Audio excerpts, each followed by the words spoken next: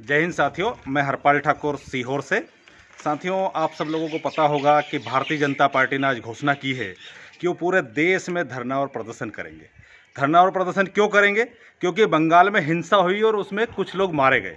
निश्चित तौर से हिंसा को इस देश में कोई जगह नहीं हो सकती। किसी की जान की, हर जान की कीमत होती है और जिसने भी वो हिंसा की उनको सज़ा मिलना चाहिए।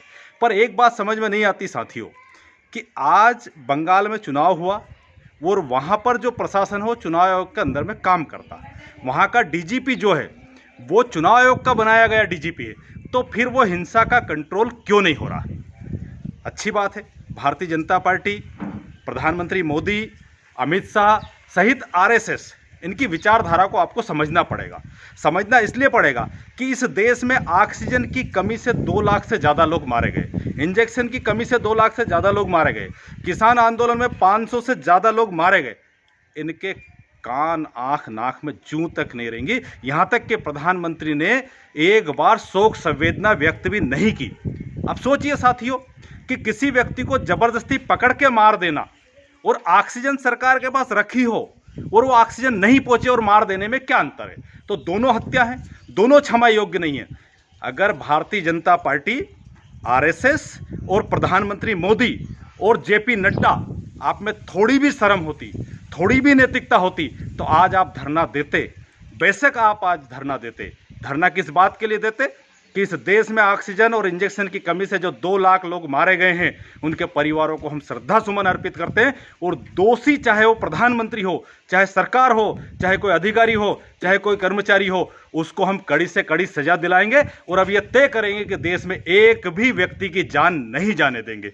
बेहतर होता आप धरना किस बात के लिए देते कि इतने दिनों से किसान लोग धरने पे बैठे हैं, 500 से ज़्यादा लोग शहीद हो गए, हम उनको तत्काल ऑर्डिनेंस लेके आएंगे और उनको घर जाने के लिए कहेंगे, उनको सुरक्षित रखेंगे।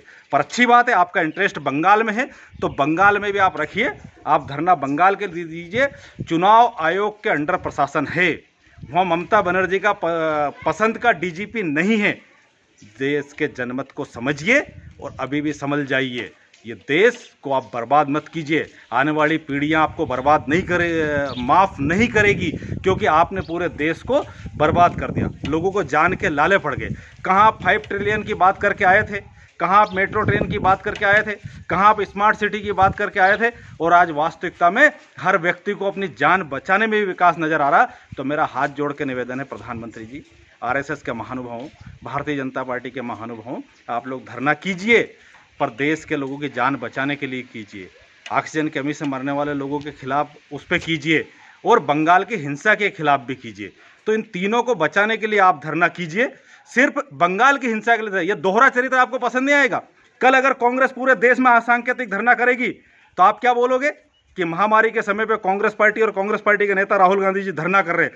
तो समझिए, अगर आप इस तरीके की ओछी राजनीति करोगे तो आपको देश कभी माफ़ नहीं करेगा। मुझे उम्मीद है ईश्वर आपको सद्बुद्धि देगा और आप देश के लोगों की जान बचाएंगे।